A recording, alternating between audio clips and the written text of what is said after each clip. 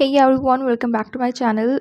तो कल या परसों में आई थिंक जो इग्नू की डेट शीट थी वो रिलीज़ हो गई है, बट मेरे पास टाइम नहीं था कि मैं उसे रिकॉर्ड कर पाऊँ। फिर सडनली माइंड से चीज़ निकल जाती है मुझे। फिर अभी याद आया रिसेंटली में मॉर्निंग में ही कि मुझे अपलोड करनी है टेंटेटिव की डेट शीट। तो इग्नू के एग्ज़ाम जो थे दिसंबर में जो होने वाले थे वो होंगे 2 दिसंबर से। टेंटेटिव डेट शीट है, मतलब कि ज़रूरी नहीं है कि यही डेट शीट जो है ये फ़िक्स वन होगी, एक लास्ट वन होगी, but most of the time यही होता है कि जो टेंटेटिव होती है वही आपकी फ़ाइनल डेट शीट बन जाती है। बहुत हार्डली होता है, एक आधी बार ही होता है कि एक आधे पेपर्स की जो डेट होती है वो आगे पीछे हो जाती है, but most of the time same होती है।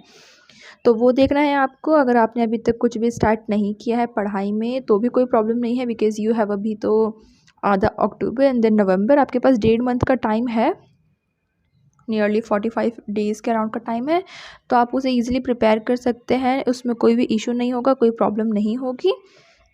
प्लस अगर आपने अच्छे सब्जेक्ट्स चूज़ किए हैं, फर्स्ट ईयर के पास तो खैर ये ऑप्शन नहीं होता है, बिकॉज़ उनको तो एक स्पेसिफिक सब्जेक्ट्स मिलते हैं। बट आई थिंक इस टाइम पे अब जो उन बच्चों का पेपर है उनका आई थिंक कुछ मॉड्यूल का सिस्टम कर दिया है, पहले नहीं था।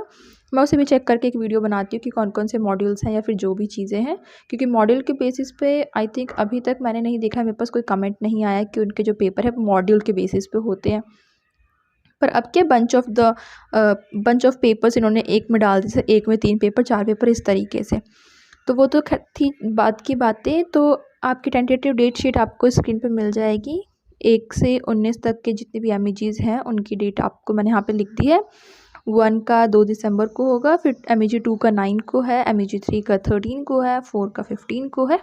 तो अगर मैं फ़र्स्ट ईयर की बात करूँ तो फर्स्ट ईयर में मैं देखती हूँ कि एक स्पेसिफिक सही ठीक-ठाक सा एक गैप दे रखा है, ठीक है? जैसे कि 1 का पेपर है तो 1 में ऑब्वियसली आपको बहुत ज़्यादा पढ़ना पड़ता है, बहुत सारी पोएट्रीज़ हैं। तो 1 के लिए तो आपके पास ऑलरेडी इतना टाइम है कि अगर आप नवंबर के 20 नवंबर से भी स्टार्ट करते हैं अपनी प्रिपरेशन 1 के लिए एक रिवीजन टाइप की, तभी भी आपके पास टाइम है 10 दिन का, 10-11 दिन का।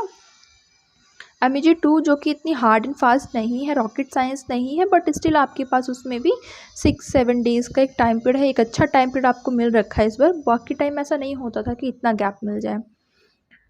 उसके बाद आपको फिर 1 ही 2 दिन की छुट्टी, जो मेन प्रॉब्लम है इस पेपर में मुझे लगता है इस डेट शीट में, वो है एमईजी 4 के पेपर में, क्योंकि एमईजी 4 एक बहुत ही टफ सब्जेक्ट है, बट स्टिल आपके पास उसमें सिर्फ 1 ही दिन की छुट्टी है, 14 का ऑफ है बस। तो उसको आपको मैनेज करना पड़ेगा, क्योंकि 4 बहुत बड़ा है, बहुत लेंदी है, प्लस बहुत ही ज़्यादा टफ पेपर है जिसमें आपको लैंग्वेज को डील करना है।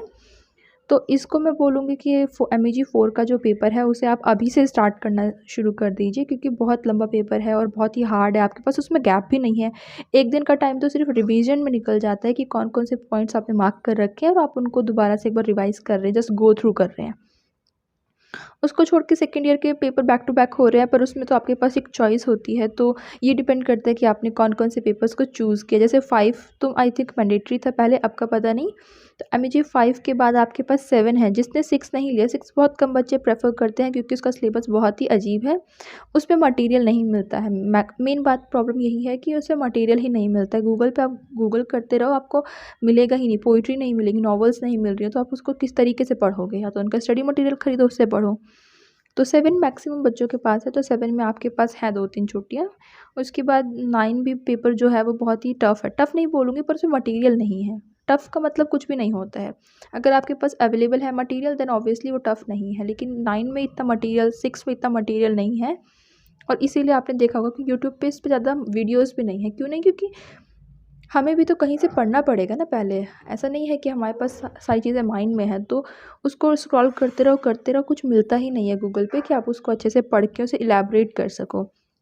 इसीलिए मैं हमेशा सजेस्ट करती हूँ कि आप 6 को और 9 को कभी मत लो, पर जिसने भी ले लिया है उसके साथ कोई प्रॉब्लम नहीं है, कोई इश्यू नहीं है। जितना मटीरियल है आप उसी में प्रिपेयर कर लेना उसे। और सबसे बेसिक, अगर आपने कुछ भी नहीं किया है तो लास्ट ईयर जो पेपर्स थे, 5-6 साल के आप पेपर्स देख लीजिए। 1 साल में 2 बार पेपर होते हैं, 3-4 साल के देख लोगे तभी भी वो डबल हो जाएँगे। 4 साल के देखें तभी भी मतलब 8 साल के आपके पेपर मिल गए। तो वो आपके लिए एक अच्छा बेनिफिट रहेगा। सो ये रही date sheet and I will see you in the next video. अच्छे से प्रिपेयर करिए, टाइम को मैनेज करिए एंड बाय बाय।